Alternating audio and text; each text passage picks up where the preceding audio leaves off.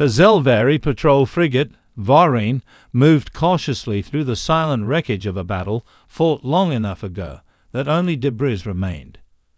The crew, a team of scholars and analysts, rather than warriors, swept their senses across the ruins, cataloguing wreckage for study. They did not expect to find life. The distress beacon was weak, barely detectable against the radiation of shattered warships. The small escape pod, its exterior scarred and charred, drifted aimlessly. It should have been a tomb. Side, wrapped in a thin survival blanket, was a human child, unconscious, breathing shallowly. No injuries, no weapons, no explanation. Commander Varesh Tal stood over the pod, his luminous green eyes narrowed in concern. The bridge crew, silent and uneasy, awaited his decision. No Zelvari ship had ever directly interfered in human affairs. To do so now would risk drawing attention to their world. "He is dying," said Scholar Ralith, a medical expert. "We cannot abandon him." Varesh hesitated. Humans were not like the Zelvari. Their kind was adaptive, unpredictable, and relentless. Their civilization was feared, not for their technology, but for their sheer willpower in the face of destruction. What would happen if they learned one of their own had been taken? Still he looked at the child's fragile form, 5 years old, perhaps 6. No soldier, no enemy. Just a lost soul trapped between the cold and the void. "Prepare the medical bay," Varesh ordered. "We take him in." Boy who lived among stars. The moment Elias Carter awoke, everything felt wrong. The room was too clean. The air smelled too perfect, filtered, artificial, yet somehow richer than anything he remembered. The last thing he recalled was running, alarms blaring, a voice telling him to hide, then darkness. Alien figures loomed over him. Tall, elegant, their violet skin shifting under soft white robes.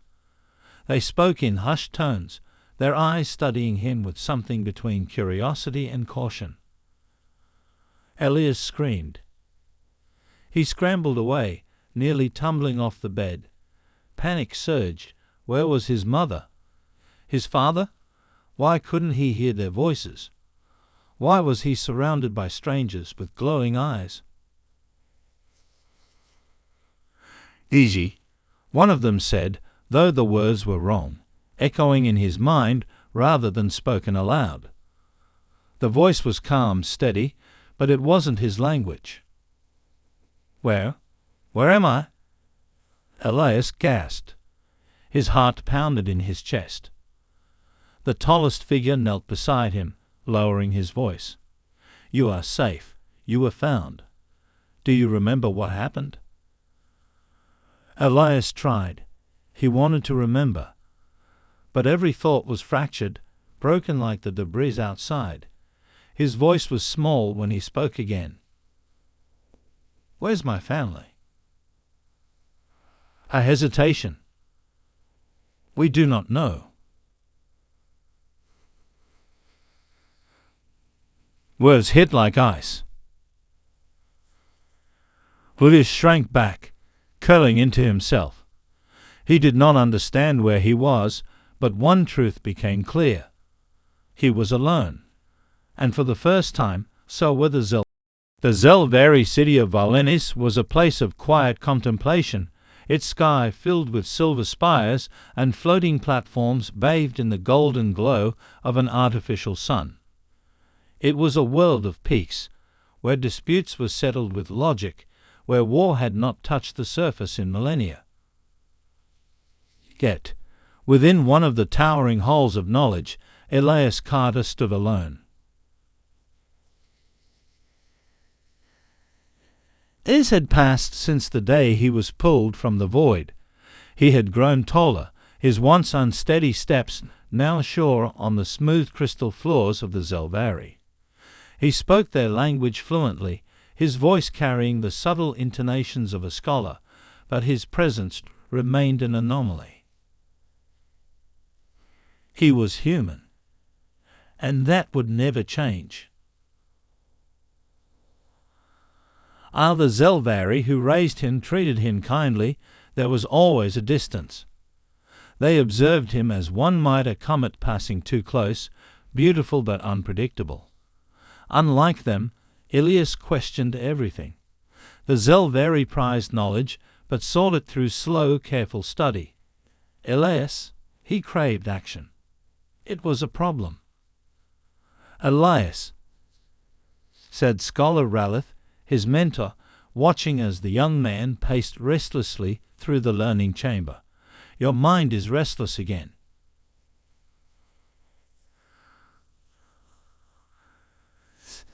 Exhaled sharply. You've taught me about history, about physics, about the way the universe works. He turned to face her, eyes burning with something that unsettled the elder scholar. But you never talk about Earth. A pause. The other students, a mix of Zelvari apprentices, shifted uncomfortably. None of them spoke of Elias' origins unless he forced the issue. Ralith's expression remained neutral. Because there is nothing there for you anymore, Elias. The past is dust. But that was a lie. He could feel it. Something had been hidden from him, buried beneath layers of carefully chosen words. And he was going to find it. The forbidden archives. Elias had always been faster than his Zelvari peers. Not stronger, he lacked their natural endurance. But quicker, both in thought and movement. It was a trait that served him well when he slipped into the restricted hole of ancestries. The room was ancient, filled with holographic archives of species across the stars. The humans had a section, but it was always off-limits. He activated the interface, and a map of the galaxy materialized before him. Dozens of star systems blinked red, war zones. Humanity's war machine had expanded rapidly. One particular name caught his eye. Elias Carter, presumed deceased. His blood ran cold. He opened the file. The text was brutally simple. Elias Carter, age 5. Declared lost in Battle of Halcyon Verge. Alleged perpetrator, Dralkoth Empire. There was more. A second entry. Following the incident, humanity declared the Dralkoth responsible. The war escalated, casualties unknown.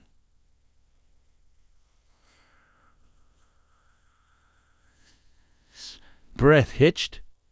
His disappearance had started a war that never should have happened. And now he needed to go. Elias moved quickly through the dim corridors of the Hall of Ancestries, his heart pounding. His mind was racing. The war had started because of him. Humanity believed he was dead, and worse, they believed the Dralkoth had killed him. But the archive didn't list proof, only assumptions. He clenched his fists. How many had died for that lie? And knowledge sat like a weight in his chest, but there was no time for hesitation. If the Zelvari had hidden this from him, what else had they concealed? He had to leave. The escape. Flipping back into the open holes, Elias forced himself to move normally, eyes forward, expression calm. The Zelvari valued order above all else, and nothing drew attention like someone acting erratically. His plan was reckless, but it had to be. He couldn't request a ship. He couldn't ask for help. Even if Ralith cared for him, she would never allow him to disrupt the fragile balance the Zelvari upheld. They would steal one. Research docks were his target, ships designed for deep space study, fast and equipped with advanced cloaking systems. He had trained on simulations for years. Now that knowledge would save him. He moved past the sentries without hesitation. They barely glanced at him. After all, he was one of them. Inside the docking bay, the sleek silver vessel known as the Veta stood in its cradle, humming faintly. Security systems were advanced, but Elias had spent years watching, learning. With quick fingers, he bypassed the biometric lock using the emergency override, normally meant for evacuations. The ship's interior lit up as he entered, the controls adjusting to his presence. Then the alarms began to blare. A pursuit? Elias launched the ship immediately. The docking bay doors were still closed, but Zelvari vessels could phase shift through solid barriers at low speeds, a safeguard against containment breaches. He pushed the controls forward, heart hammering as the ship shimmered through the wall and into open sky. Behind him, pursuers mobilized. The Zelvari didn't have military ships, but their patrol craft were fast. A voice crackled through the comms. Varish Tal. Us. Stop. We do not wish to harm you. He almost hesitated, almost. But he knew the truth now, and if they weren't willing to tell him, they were his captors, not his caretakers. He cut the channel. Then he jumped to light speed. Intercepted. The moment he exited hyperspace, alarms blared. Ships surrounded him, massive, predatory, and unmistakably Dralkov. A voice rumbled through the comms, deep and resonant. "You are not Zelvari," it said, "and you are certainly not one of ours." The largest warship shifted, weapons priming. "Tell me, little human, why have you—" The Dralkov warship loomed against the stars, its jagged hull reflecting distant starlight like a predator's scales. Elias's fingers hovered over the ship's controls, pulse quickening. He had prepared for pursuit, but not for this. The voice crackled through the comms again, low and measured. "Human, we have waited a long time for your kind to come to us willingly. Speak." Elias's mouth was dry, but he forced himself to answer. "I'm not here for a fight." A pause. Then a rasping chuckle filled the comm channel. "No human comes without blood in their shadow." The ship's sensors flared as the Dralkov scanned him. Biometric readouts, weapon systems, energy signatures. It lasted only a few heartbeats before the channel clicked back on. "You are? Not what we expected." The temperature in the cabin seemed to drop. "They know who I am." Face to face with the enemy. Shimmering blue tractor beam locked onto the Veta, dragging the ship into the warship's cavernous hangar. Elias's mind raced. Every story he had been told about the Dralkov painted them as monsters, cannibal warriors, merciless and unyielding. But stories could be twisted. The hangar was a maze of angular machinery and flickering lights. Dralkov warriors watched from the shadows, tall, armor-plated beings with obsidian black eyes. They carried weapons at their sides but did not raise them. A single figure approached, broader, heavier, with scars cut deep into scaled flesh. His voice was the same one from the comms. Human. He leaned forward, nostrils flaring. "You are? Carter, the lost one." Ias's heart skipped. They had known his name before he spoke it. "You knew who I was the moment I arrived," he said, forcing his voice steady. The Dralkoth leader's eyes narrowed. "We have known your name since the war began. The name humans chant as they burn our worlds. The boy taken from the halcyon verge. They made you into a martyr."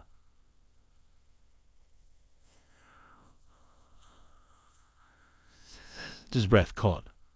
A lie. The Dralkoth's sharp teeth glinted in the low light. Yes. The broken truth. They led him to a sterile chamber lined with holographic projections. Footage flickered to life, a fractured recording of the battle at Halcyon Verge. Ships clashing, explosions ripping through the void. A human escape pod, damaged, spiraling away from the battlefield. But no Dralkoth ship ever fired at it. Instead, another vessel loomed at the edges of the battle, its hull unfamiliar, angular, cloaked in shadow. The shot that struck the pod came from them. This isn't possible," Elias whispered. The Dralkoth leader watched him carefully. "It is not our way to destroy what we cannot fight face to face."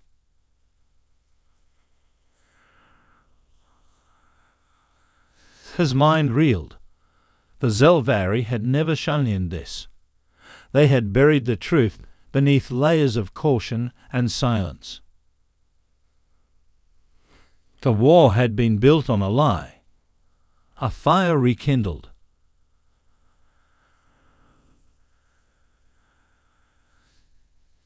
His heart pounded in his chest.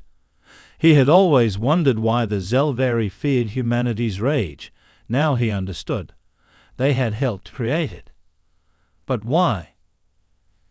He stared at the flickering projection, the unknown ship firing into the void. Someone had wanted the war to happen. Someone who profited from chaos. The truth burned inside him, hotter than any fear. The Zelvari had hidden this. What else had they buried? The Dralkoth leader leaned closer, black eyes glinting. "You came seeking answers, human. Now you have them. But answers are not enough." Elias's fists clenched. He felt the weight of the galaxy pressing against him, too young, too small. But there was something in him the Zelvari had never understood. Humans did not break. "I want to go home." The Dralkoth's voice rumbled like distant thunder. "Then you will need an..." Elias stood at the heart of the Dralkoth Warships' command deck, surrounded by towering warriors who had been painted as monsters in human history. But they were not monsters, they were survivors, victims of a war they never started. The Dralkoth leader, Varkoroth, warlord of the 5th Legion, studied Elias with a measured gaze. "You have seen the truth," Varkoroth rumbled. "But truth alone will not end this war."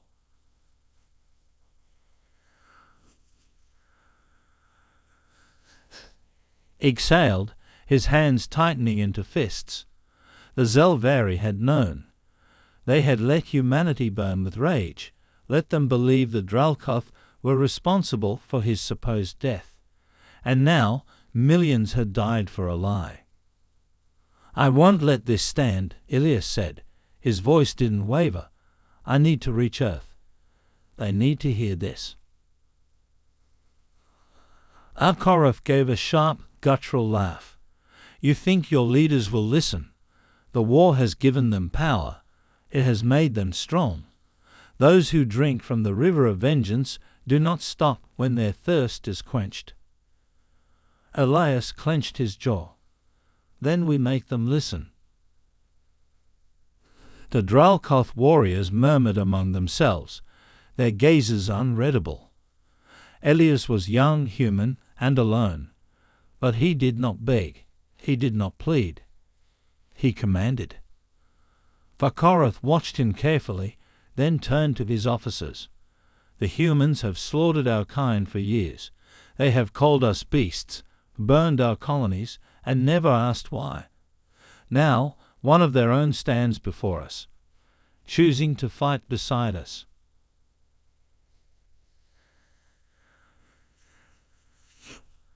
Filled the war room.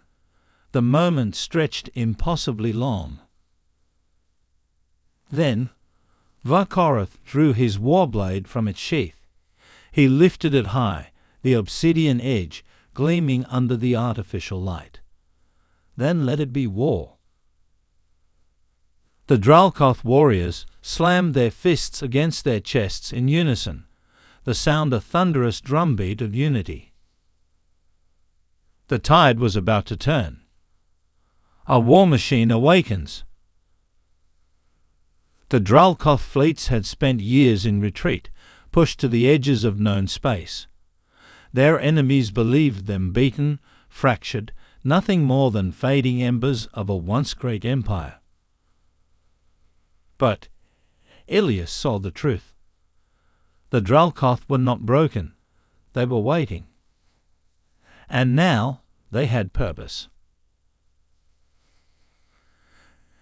To the dark void of an uncharted system, Elias stood on the bridge of Vakoroth's flagship. Before him, holograms flickered to life, maps of war fronts, battle formations, tactical weaknesses the Dralkoth had observed but never exploited. Elias traced his fingers over the display. The Zelvari had always called him reckless, too impulsive, but war was not about patience, it was about adaptation. Don't need to defeat humanity, Elias said, eyes sharp. We just need to prove the war is built on a lie. Vakoroth bared his teeth in something close to a grin. And how do you propose we do that, little human? Ias's lips curled into a smirk. We take the fight to the ones who started it, the warpath to Earth. With every ship that left Dralkoth space, a new truth spread across the void. A war was not. The Dralkoth war fleet moved like a storm through the void, no longer fleeing, no longer hiding. Their ships, once scattered remnants of a dying empire, now formed a spear aimed at the heart of the lie. Elias stood on the bridge of Vakoroth's flagship, the Bloodborne, watching the stars blur as they neared their first target. It wasn't Earth. Not yet. You wish to expose the truth, Vakoroth said, his dark eyes scanning the fleet display. Then we must make the galaxy listen. Their target lay ahead, a heavily fortified communications array deep in neutral space, one of the largest broadcast stations in the Orion Arm. Was where the human war machine spread its propaganda, feeding billions the same unquestioned lies. If we control that station, Elias said, his voice steady, we control the narrative. Vakoroth bared his fangs in approval. Then we take it. Storming the lie. Attack came without warning. The Dralkoth strike force emerged from slipspace, dropping out of the void like phantoms. Their ships, bristling with weapons, encircled the station before its defenders could react. Human warships, smaller but heavily armed, moved to intersect. Their commanders hesitated. Dralkoth forces had never attacked like this before. Elias stood at the command console, pulse steady. This was the moment. Open a channel to their commander. A grainy holo image flickered to life.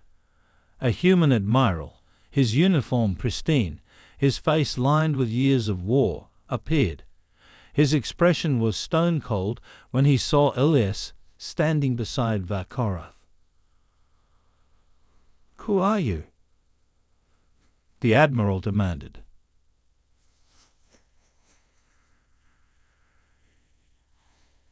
Took a breath. "My name is Elias Carter, and I am not dead." The admiral's face paled. Elias pressed forward. "The war you've been fighting, it's built on a lie. The Dralkoth never took me. They never fired on my escape pod. We were manipulated." The admiral hesitated, but the doubt was already creeping into his features. "Stand down," Elias urged. "Let us broadcast the truth." A long silence. Then the admiral's shoulders squared, and his voice hardened. "You have no idea what you're up against." The human fleet opened fire. The battle for the truth. The blood-borne ship as plasma rounds struck its hull.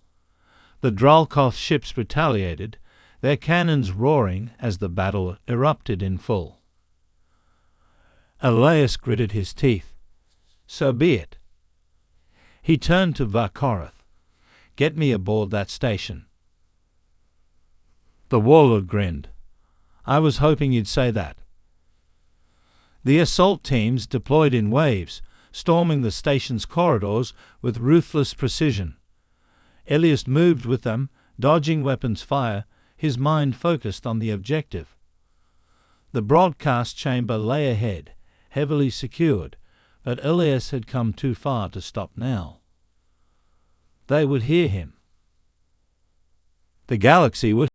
The station's corridors burned.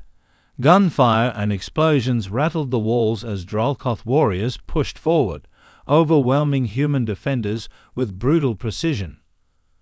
The battle had become a storm of clashing ideals, one side fighting to silence the truth, the other to expose it. Elias moved through the chaos, his heart hammering, his pulse steady. He had one job: reach the broadcast chamber. Varkarath fought beside him, his warblade cleaving through armored soldiers with terrifying grace. The warlord was a force of nature, clearing the path without hesitation. "Move, human!" Varkarath barked. "The window is closing."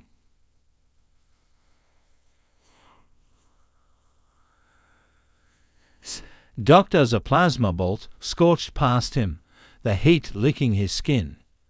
He sprinted down the corridor, slipping past fallen bodies and sparking control panels. The broadcast room doors loomed ahead, sealed shut, reinforced. Ear skidded to a stop, pulling out the data spike the Dralkoth had given him. With shaking fingers, he jammed it into the control panel and prayed the security override would work. The screen flickered. Access denied. A curse tore from his lips. No, come on." Heavy boots pounded behind him. More human reinforcements were coming. The battle wouldn't last much longer. If he didn't get the message out now, he never would. Varkarath roared, "Step aside."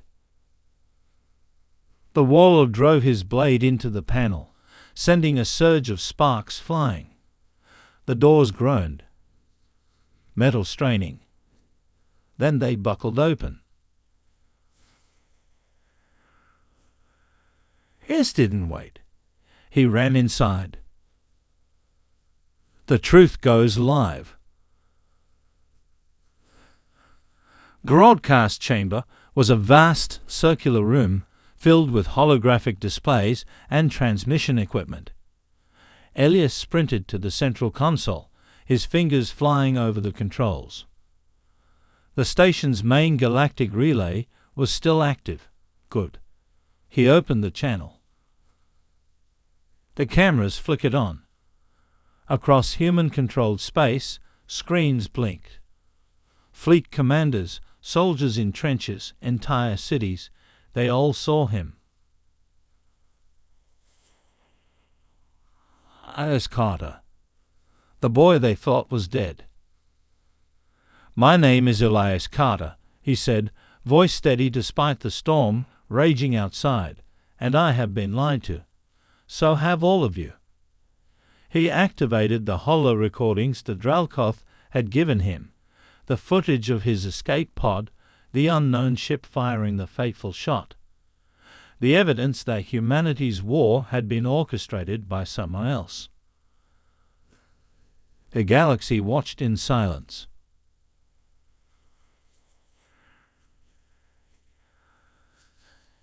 Exhaled. The Dralkoth never started this war. We did, because someone wanted us to. Someone profited from it. And if we don't stop now, we'll be fighting for a lie until there's nothing left. Suddenly, alarms blared. Ilias spun toward the entrance.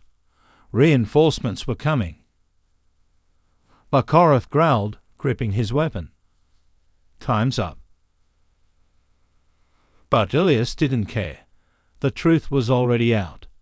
And somewhere, across the void, Earth was... The truth was out.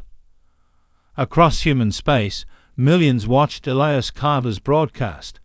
Commanders in their warships, soldiers in the trenches, entire cities glued to their screens. The war they had fought, the blood they had spilled, the rage that had driven them forward for years, it had all been built on a lie. And now they knew. But truth alone wouldn't stop the war. Not yet. The final stand. Station's alarms wailed, red lights flashing as more human reinforcements closed in. Ilias and Bakorath were out of time. Korath's black eyes locked onto Elias. "The battle is lost. We must go." Elias's chest tightened. He knew this was bigger than them now. But leaving meant they might never get another chance to drive the final nail into the war's coffin. Then the station shook. The external sensors flickered. Something massive had entered the system. Elias turned to the nearest display. His breath caught. A human battle fleet. Dozens of warships, led by an Earth flagship, emerging from slip space. Not to destroy the station, but to listen. The admiral he had spoken to before, the one who refused to believe, was now staring at Ilias through the comms channel, his face pale, his expression unreadable. Elias Carter, the admiral's voice came, slow and heavy. "This changes everything." Bakorath tensed beside him. "And yet they still come with weapons." Elias stepped forward. His face, once that of a lost boy, was now that of a soldier who had seen the worst of both sides. "Because the people who started this war will try to bury the truth," Ilias said. "They won't care that we know. They'll fight harder to silence us." A long silence. Then the admiral exhaled. "No, not this time." He turned to his officers. "Hold fire." Words rippled across the fleet. Other commanders hesitated, glancing between their monitors and Elias's broadcast still playing across their screens. And then, one by one, the warships powered down their weapons. The battle for the future. The human soldiers on the station paused mid-fight, confusion and doubt spreading through their ranks. The Dralkoth warriors, hardened and ruthless, did something they had never done in this war. They lowered their weapons. Elias stepped forward into the open space of the broadcast chamber, his voice carrying across every comm channel. This war was never about survival. It was never about vengeance. It was about control. He turned, staring at the cameras, at the watching galaxy. But we have a choice. We can keep killing, keep burning, or we can take back our future. The void held its breath. Then, one by one, the fleets began to stand down. The war wasn't over, but in that moment, humanity took its first step toward